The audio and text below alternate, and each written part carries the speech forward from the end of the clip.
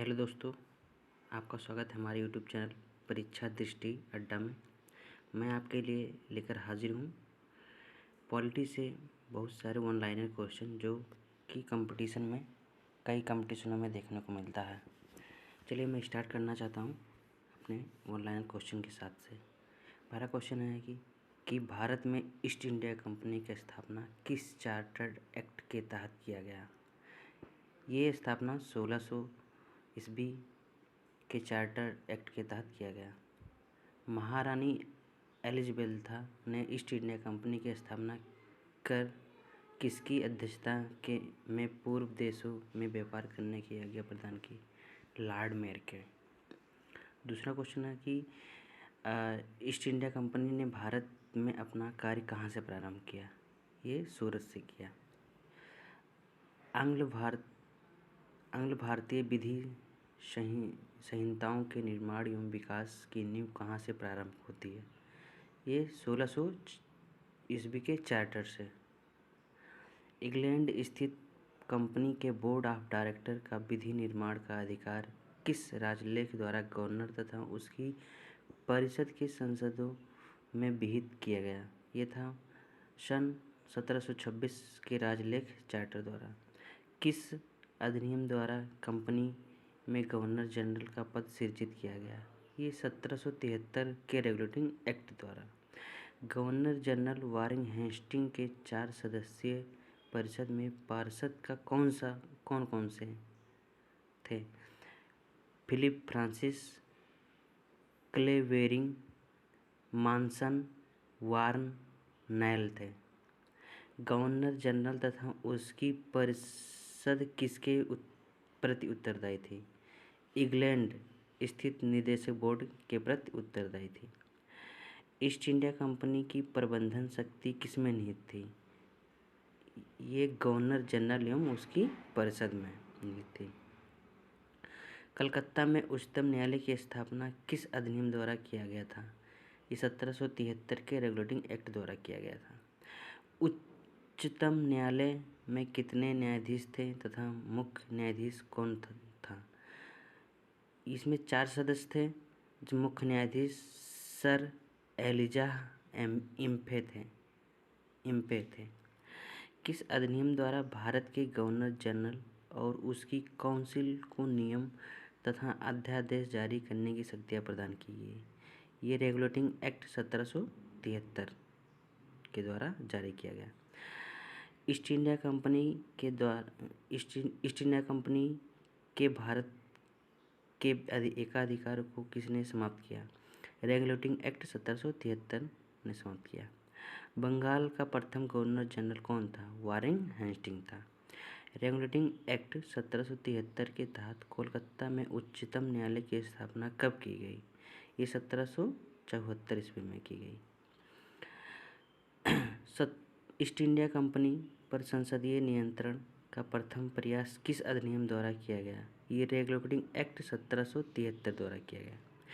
1765 ईस्वी को Anglo Indian इतिहास का युग प्रवर्तक काल किसने कहा।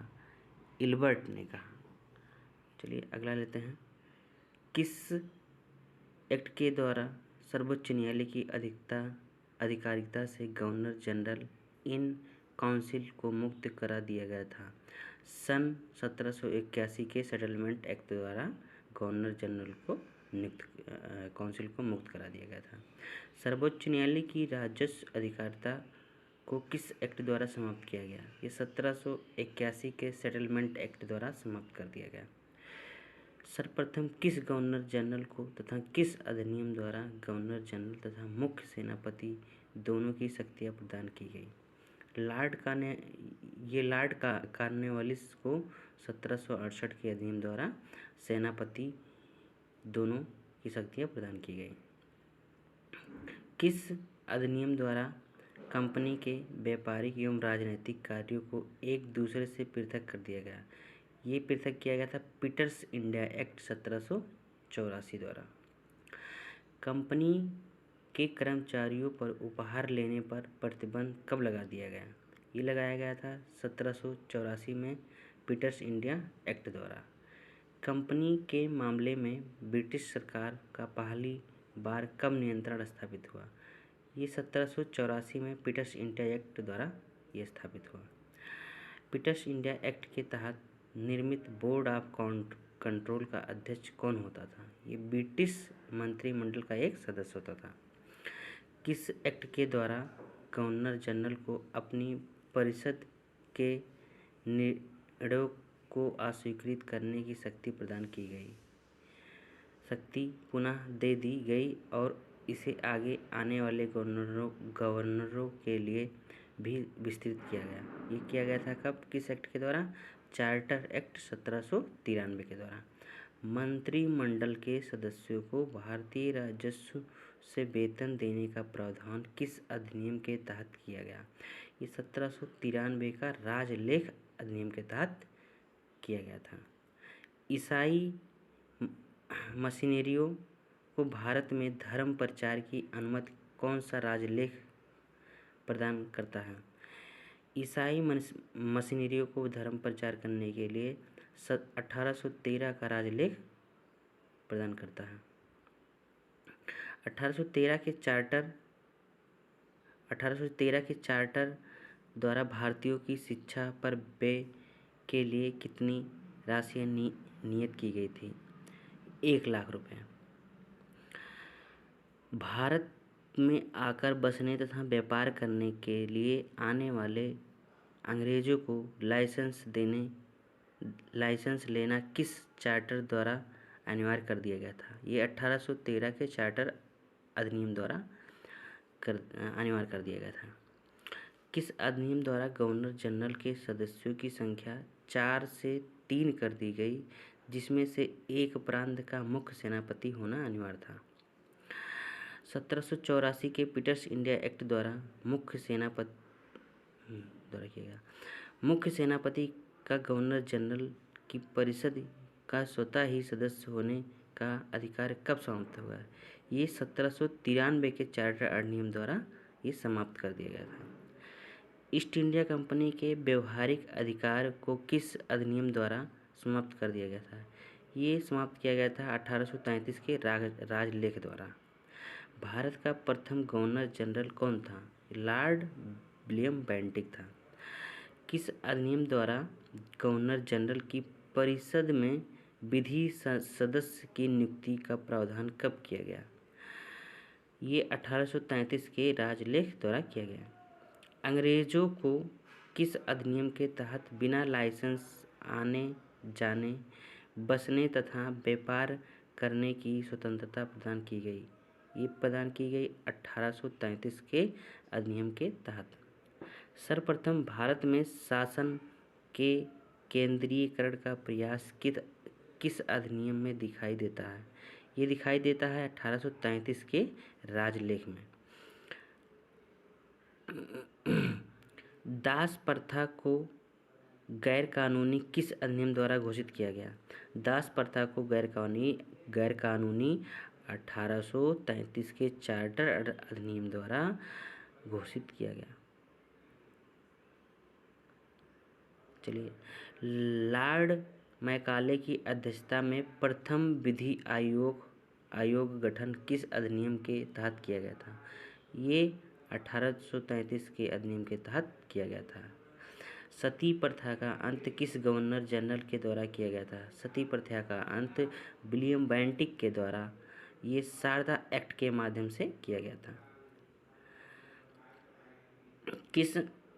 किस अधिनियम द्वारा भारत के लिए 12 सदस्य संसदीय विधान परिषद की स्थापना करते हुए कार्यपालकीय एवं विधायी कृति को पृथक कर दिया गया था? ये चार्टर 1853 के चार्टर अधिनियम द्वारा पृथक कर दिया गया था। भारतीय संविधान परिषद में क्षेत्रीय प्रतिनिधित्व का सिद्धांत किस राजलेख द्वारा लागू किया गया? ये 1893 के राजलेख द्वारा लागू किया गया। विधि संसद को कब गवर्नर जनरल की कार्यकारिणी का पूर्ण सदस्य बना दिया गया? 1853 में। कर्मचारियों की नियुक्ति के लिए प्रतियोगी परीक्षा को आधार किस अधिनियम द्वारा बनाया गया? 1853 के चार्टर्ड अधिनियम द्वारा। फिर अगला क्वेश्चन है कि भारत में कंपनी शासन का अंत किस अधिनियम द्वारा किया गया? ये 1858 के अधिनियम द्वारा किया गया। भारत में 1858 में कंपनी शासन के अंत के पश्चात संचालन की शक्ति किसमें निहित की गई? ये निहित की गई भारत मंत्री एवं 15 संसदीय भारत परिषद में। भारत परिषद के सदस्यों 15 की नियुक्ति कौन करता था? 8 सदस्य सम्राट द्वारा तथा 7 बोर्ड डायरेक्टर द्वारा नियुक्ति होते थे। भारत परिषद के सदस्य। भारतीय मामलों पर किस अधिनियम द्वारा सीधे ब्रिटिश संसदीय नियंत्रण स्थापित हो गया? ये 1858 के अधिनियम द्वारा स्थापित हो गया था। अगला क्वेश्चन है कि पीटर्स इंडिया एक्ट 1784 द्वारा स्थापित बोर्ड ऑफ डायरेक्टर तथा बोर्ड ऑफ कंट्रोल को किस अधिनियम द्वारा समाप्त कर दिया गया था? ये 1858 के अधिनियम द्वारा समाप्त कर दिया गया था। किस अधिनियम द्वारा भारत के गवर्नर जनरल का नाम बदलकर वायसराय कर दिया गया? ये अधिनियम था 1858 के अधिनियम द्वारा भारत के गवर्नर जनरल का नाम बदलकर वायसराय कर दिया गया था। भारत में शिक्षित वर्ग द्वारा किसे अपने अधिकारों का मैग्ना कार्टा कहा गया? ये ब्रिटिश महारानी विक्टोरिया के 1 नवंबर 1858 की घोषणा के द्वारा उन्हें अधिकारों का मैग्ना कार्टा कहा गया। भारत में प्रतिनिधि शासन की शुरुआत किस अधिनियम द्वारा किया गया? ये अधिनियम था भारत परिषद अधिनियम 1861 द्वारा किया गया। भारत में शासन के विकेंद्रीकरण की नींव किस अधिनियम द्वारा पड़ी? ये 1861 के अधिनियम द्वारा पड़ी। अगला क्वेश्चन है भारत के गवर्नर जनरल को अध्यादेश जारी करने की शक्ति किस अधिनियम के तहत दिया गया? ये अधिनियम था भारत परिषद अधिनियम 1861 के तहत। भारत में विभागीय प्रणाली की शुरुआत किसने किया था? इसका आंसर है लॉर्ड कैनिंग ने किया। भारत में मंत्रिमंडल व्यवस्था के जन्मदाता कौन है? ये वायसराय लॉर्ड कैनिंग है भारत में मंत्रिमंडल की व्यवस्था के जन्मदाता। भारत में आंशिक रूप से सर्वप्रथम संसदीय व्यवस्था का आरंभ किस अधिनियम में दृष्टिगत हुआ? ये भारत परिषद अधिनियम 1892 में हुआ।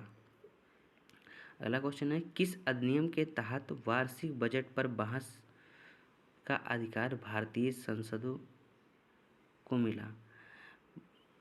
वार्षिक बजट पर बहस का अधिकार भारतीय परिषद अधिनियम 1892 के तहत मिला। भारत में प्रतिनिधि सरकार की नींव किस अधिनियम द्वारा पड़ी?